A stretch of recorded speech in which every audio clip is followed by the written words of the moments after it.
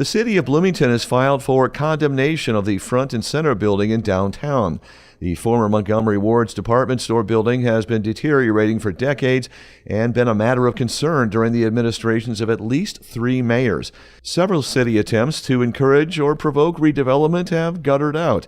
In this interview with WGLT's Charlie Schlenker, City Manager Tim Gleason explains what led the city to take this step and what happens next. Property owner has rights, and we've seen that with many other properties throughout the city. We try to gain compliance, and we know that this will likely be something that plays out several months.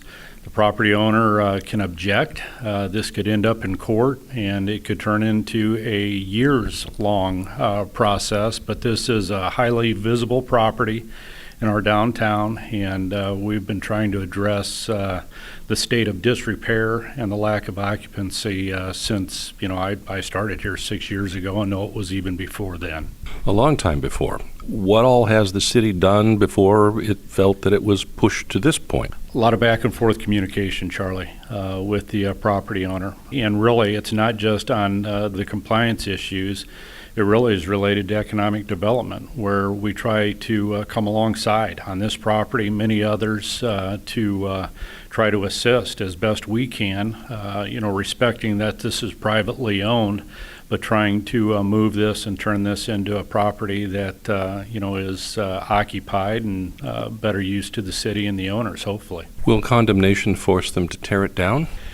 All the above is possible. It's, not uncommon in communities, especially when we're talking about old schools, old churches, where you go through a process and are in a state of disrepair. It goes to a point to where the property is turned over to the city, and then the cities are left with the demo that's required, and hoping that's not the case here, but that's a very real possibility. When was the last time the city acted this decisively on a property that was non-performing or was deteriorating? I would say the C2 East building is probably the most recent. And there's others, but when I'm talking about prominent buildings that the community is very aware of, the C2 East building. And in those conversations, truly, we've realized what we want to see, and that's property ownership has changed hands. It's into the hands of someone that can do right by the building, and C2 East is definitely a success story. What do you want there? Really open to many possibilities. That is directly catty corner across the street from the Coliseum. And we know that that is a location that is ripe for opportunity. So what comes, I don't know, but open to the conversation. A boutique hotel or upscale hotel has been a possibility mentioned over the course of the last 20 years. Is that your number one preference, or is there something else? I don't know that it's my number one preference. That definitely has been the thing that I have heard of the most the 6 years that I've been here, and was always open to that. The city felt that was a great possibility, but not exclusively. We know that there's other opportunities there. But we do also know, and the reason that the city's taken the action that it is now, that it truly is in a state of disrepair. We have those concerns, and we realize that the impacts on our infrastructure and those surrounding buildings, it's not just exclusive to that front and center building. What impacts?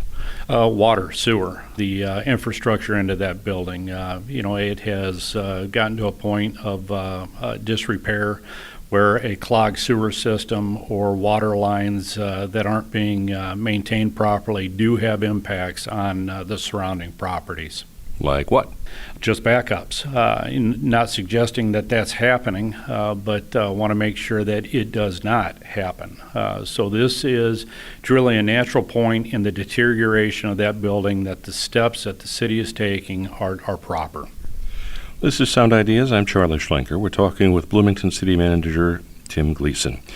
Let's move to the budget. The 2025 budget for salaries is up 10%, or $4.7 million. Would you break that out? Where are you adding staff, and what level of pay increase for existing staff does that entail? I'm going to go back even beyond my time getting here. So 2010, post-recession, we had a workforce that was, I'm going to say, mid-600s. So now we've grown over the past couple of fiscal years, and then to this upcoming FY25, our full-time employee count is going to be just shy of 710. I think it's 705, 706 is what we will have on the books. That growth has been, one, a recovery from the reductions post-recession, 12, 13, 14 years ago, but also there are so many things that are occurring within the community related to capital projects, infrastructure improvement. Some of that is catch-up.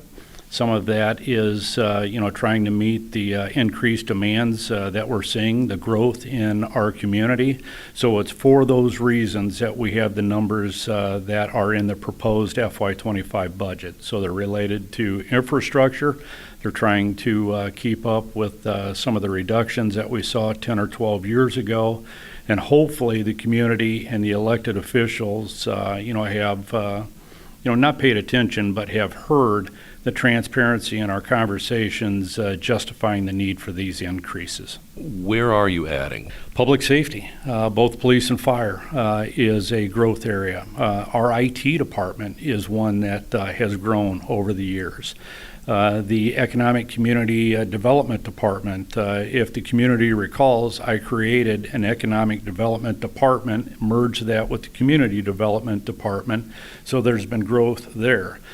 Just added, even though I trimmed when I first walked into the organization on the administrative side with some lower level executive assistant positions, I added a second deputy city manager. And so there's been that kind of what I will call modest growth. But if you track the ratio that we had per million on our budget, when I first came here, we were pushing 4.5 per million, and that's full-time employees per million. Now with growth and then also with the inflation component, we are actually below 4 per million of the budgeted amount. It is proof that we are being more efficient with the employee head count and the use of taxpayer dollars in our budget. Governor Pritzker has proposed eliminating the grocery sales tax. What's the impact to Bloomington, and how do you make up for that? It's a number. We think that it's going to be nearly a $3 million hit. So unexpected. And then ironically, Mayor Millawambwe hosted the governor. Town of Normal joined us just earlier this week. We talked about that. The governor said that this is a regressive tax. It hurts those of lower socioeconomic, and it's something that he feels strongly about. He did say this, and he's right, that if a municipality feels so strongly about this is something that they can adopt at the local level if a loss of this revenue is something that's going to be that impactful.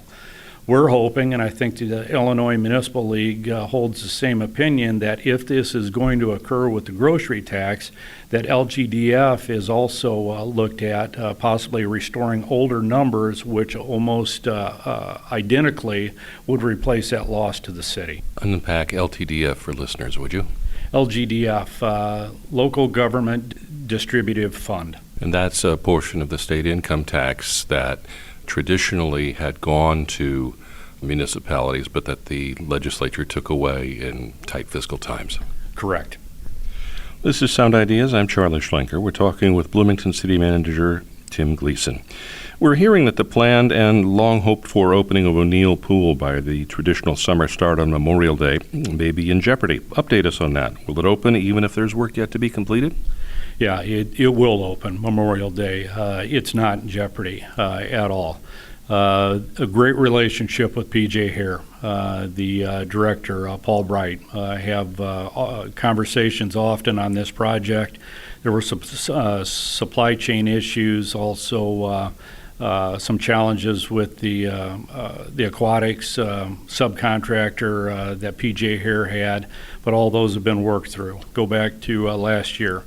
Once we knew that we missed the Memorial Day, all for good reasons. I mean, unfortunate, but good reasons that we did not take issue with. And it was pushed to July, and sometime in July to open. we also were a part of that decision because to train aquatic staff to be able to staff that just for 4 or 6 weeks before it closes again, that just did not seem like a good use of taxpayer dollars. So we decided to slow down. Let's do this right. And that right has occurred, and we will open Memorial Day. The additional work that might need to be done, it's cosmetic. It's not operational or functional. That pool will open, and it's great for the community. What cosmetic work might still need to happen? Landscaping, that kind of stuff.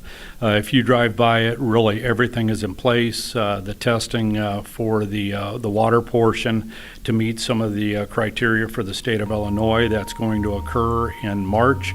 The weather has definitely cooperated, and looking forward to this being a great amenity for the region, not just the city. That's Bloomington City Manager Tim Gleason. He spoke with WGLT's Charlie Schlenker.